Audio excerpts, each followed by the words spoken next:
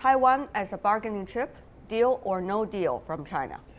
Absolutely no. China, actually, there are many things the two countries can make a deal on bargain based on the mutual concessions. But however, some of the issues, especially Taiwan issue, is not at this category. Taiwan issue is the core interest during the past 4 decades. This issue has been always the most important, most sensitive, and the most explosive issue. So that's the bottom line of China? No. Yeah. Okay, Mr. Rubin, why do you think Mr. Trump, the president-elect, push on what both sides have for decades believed in as the bottom line?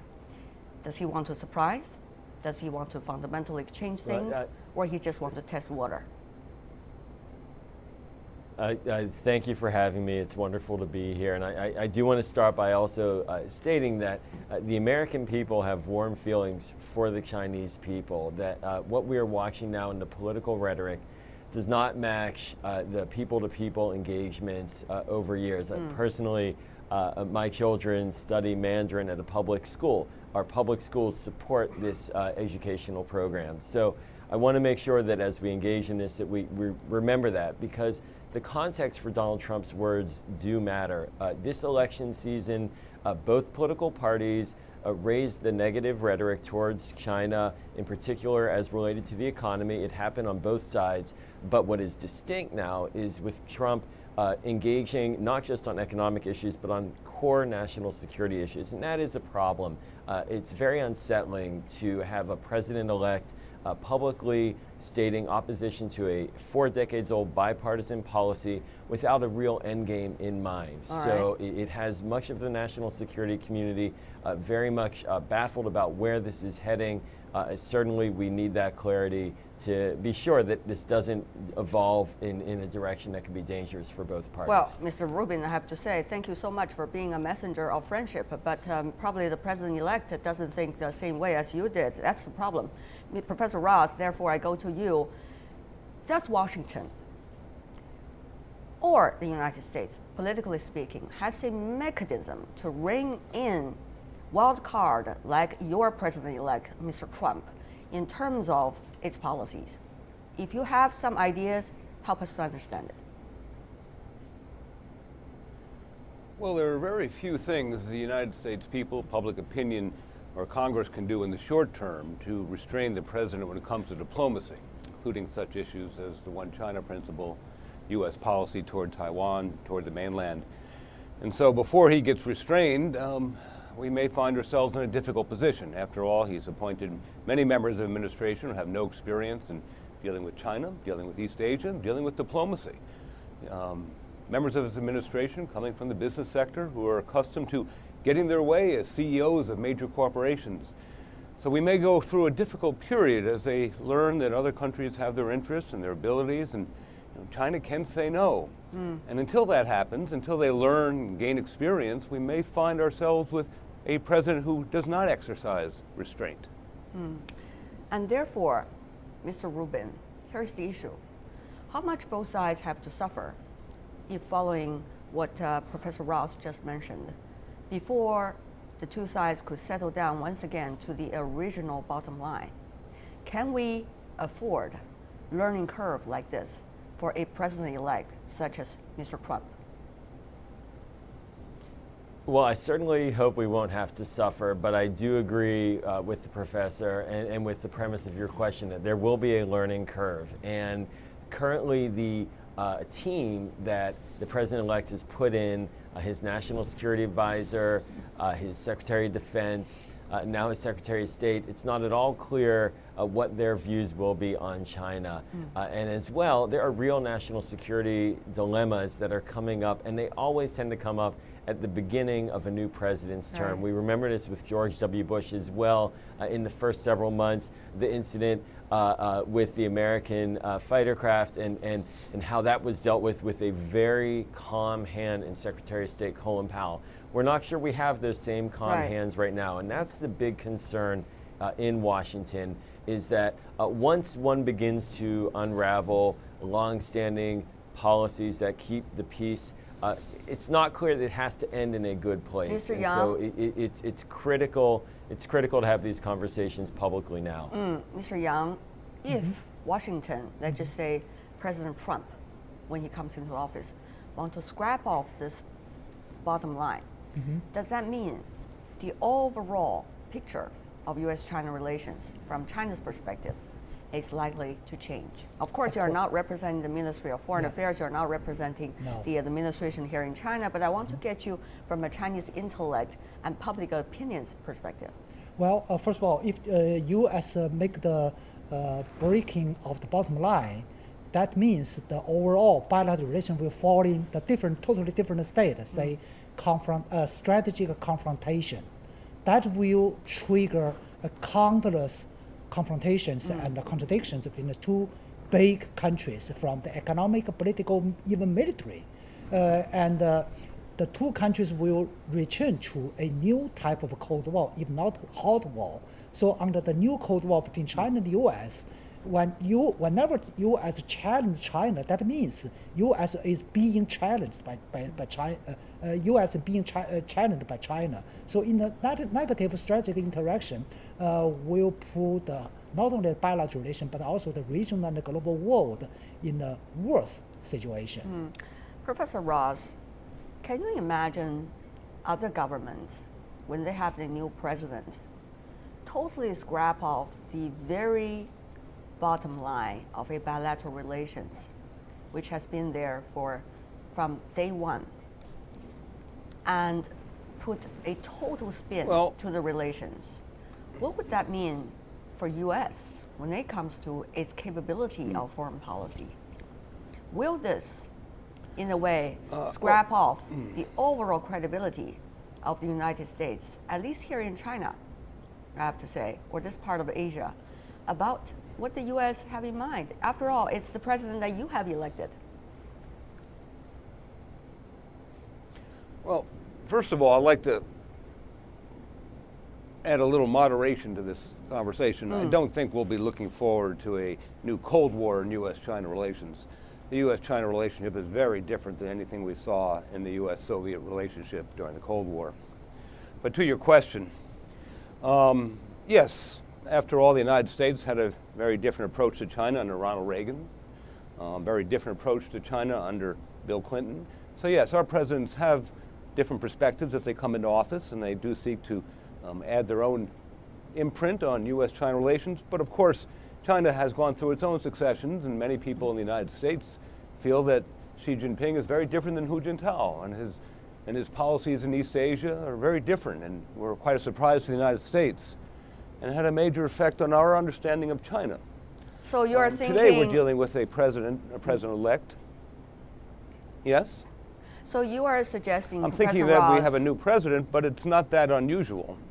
So you're suggesting, Professor Ross, that is what the rhetoric coming from President-elect Mr. Trump might be acceptable, even to, let's just say, intellects like you who are dealing with China for long term. So you're suggesting why not? Is that what you're saying? No, that's not what I said. No, I'm responding to your presentation where you said this is, when could it ever happen that a new leader would turn policy? And I'm suggesting that's not uncommon in the world. That's not to say it's acceptable or necessarily constructive or helpful to either the United States or China. That's two very different things. All right. What President-elect Trump would like to do is say we need a deal on Taiwan. After all, we had a deal on Taiwan, as you suggested in your opening, in January 1979. The dilemma he faces is that he wants to reopen this deal, renegotiate. The problem he faces is that, of course, the Chinese economy is far stronger than it was in 1979. The Chinese Navy is far stronger. So the idea that we could get a better deal today than we had in 1979, that stretches the imagination. And as I suggested earlier, the Chinese government, the Chinese people are going to be reluctant to make new compromises in the context of a stronger, more capable China. Mr. Rubin, do you agree with what Professor Ross just mentioned? It seems to me he's talking about the powers of the relations, namely, but not necessarily credibility involved in the trust of the relation. Of course, we lack strategic trust already between China and the United States, but if this, bottom line, is being reopened again, the wound is open to the air again. So I want to fundamentally ask you a question. The relations between China and the United States, does it have anything to do with trust? Will it have anything to do with trust? Or it's totally about power from now on? Well, I think it's essential to recognize that relations amongst states are always about interests and perspectives and whether or not agreements can be made that advance those interests and whether those can be verifiable. And certainly in the case of the US and China, for example, for many years there was debate about climate change, and eventually we saw both sides come together in a very constructive bilateral agreement on reducing carbon emissions that advances both countries' goals, or at least did in the previous administration. Now the challenge is that with a new administration coming in, like that of Donald Trump, and the types of individuals that he's appointing, is that it will be very different from President Obama's administration. And this back and forth, I understand it can be very unsettling and very challenging. What we need to make sure we're doing is not personalizing the debates between states. All that said, when President-elect Trump puts out tweets about long-standing policy that does contribute to stability and does not have a backup plan for what's next, it is destabilizing. And it is troubling. And certainly the Taiwan policy does have a lot of support for change amongst congressional Republicans. This is not out of no context, but what is the day after plan? And that's the issue that I'm looking for from this new Trump team, is what is their strategy? What is their day after? What next when they make an assertion over policy? We have real interest with China, issues such as nuclear proliferation in the region, North Korea, the South China Sea, relations across South Asia as well, into Africa. There are major issues that we have to deal with China, and my hope is that we will get through this period of personalization into real discussions diplomatically on hard issues. But if it's pure power alone, that won't cut it. That won't be enough. It is no secret that some of the members of the Republican congressmen and women might be supporting a very different approach toward Taiwan that has been there for decades. But only this president-elect, running up to the White House, raised that up and totally changed it in a very different direction. That is something new. Meanwhile, policy change from presidents in the United States is not new, and yet dramatic policy change from the president of the United States, particularly for the long run, is very rare, to say the least. So, Mr. Yang, listening to your counterparts coming from the US that have been dealing with China for some time and their reflections about Mr. Trump's rhetorics, what do you make of the wind, the direction of the wind? Is Beijing going to be prepared for it? Well, first of all, China has a full strategic confidence in one China policy principle in China-US relation. During the past 4 decades, from Nixon to now, there have been 8 presidents from both of the parties with quite varied political, ideological background and understandings. But the varied presidents have gone along the same one China principle policy. So the 9th president since Nixon, Mr. Trump, I believe, will basically go along this direction simply because that fit to the U.S. national interest. So the American national interest will refrain Trump from going too far away. But on the other hand, we really prepare for the worst situation. What is likely to be the worst situation? How is China going to prepare for the worst situation, Mr. Yang, if I could borrow some of your wisdom? Well, for political, economic, and military exchanges, I think will be deadly damaged and reduced. I mentioned that the new type of Cold War. That means U.S. and China, when the total bilateral relation fall in the strategic confrontation, right. every area cooperation will be damaged and impeded. The whole taste would be changed. Yeah. We talk about trade, both of our two both our two American guests. Let's talk about trade a little bit. Trump has always been harps on the big trade deficit between China and the United States, saying China is stealing American jobs. Let's take a look at some of the numbers. 2015, this year, China exported $300 billion more to the United States than U.S. did to China. He has been talking about that. China has more to lose in terms of total trade volume, but the types of goods it sells to the U.S. are harder to source elsewhere. The three largest categories of goods China buys from the U.S. are soybeans, gentlemen, cars, and aircraft, all of which could be sourced elsewhere. The three biggest types that the U.S. imports from China are mobile phones, laptops, network equipment. In each case, China is the dominant global supplier, producing about 70% of the world output. So we're not suggesting there's likely to be a huge trade war, but certainly when you look at the categories, Professor Ross, of what each side have been providing each other has been interesting. Soybeans directly going to the States, in which Mr. Trump, the president-elect, has won the electoral votes. Well, I think there are a number of factors here. Your reference to China being able to source elsewhere is, of course, important. But simultaneously, we should also understand that China depends on the American market for its GDP. About 3 times more the United States depends on the Chinese market. So that the level of dependency on both countries in this relationship is fairly significant. I can't imagine that Chinese retaliation against America would be any more damaging to America than a trade war would be to China. So here, the lesson here is not that one country has more leverage than the other. The issue here is that both countries would suffer considerably. And as you suggest, Chinese retaliatory capabilities are quite strong, whether it's Buicks in China, whether it's Boeing aircraft, whether it's agricultural purchasing from the United States. Once again, the last time the Chinese and the Americans had issues in which the United States threatened China with trade sanctions, the Americans found themselves in a very uncomfortable position, and essentially President Clinton blinked before Chinese pressure.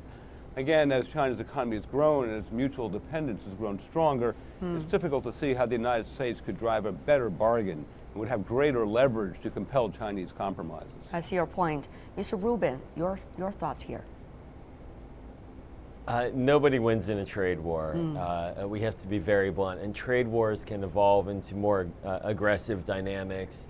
We do not need to see military conflict between the U.S. and China. Nobody wants that outcome. But part of avoiding any potential for that, as well as a trade war, is to identify areas of cooperation.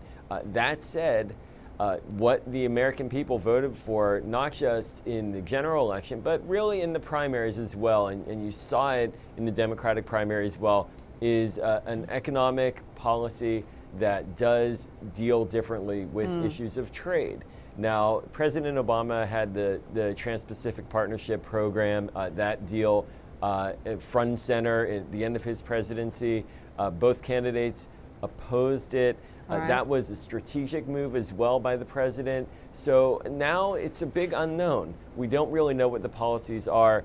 Picking trade wars absent a broader policy is not going to be in either country's interest. Right. Mr. Yang, before we go, final words from you as well. Trade war hurt everyone. Yep. We all know that. But there is a bottom line that both sides have to hold on to.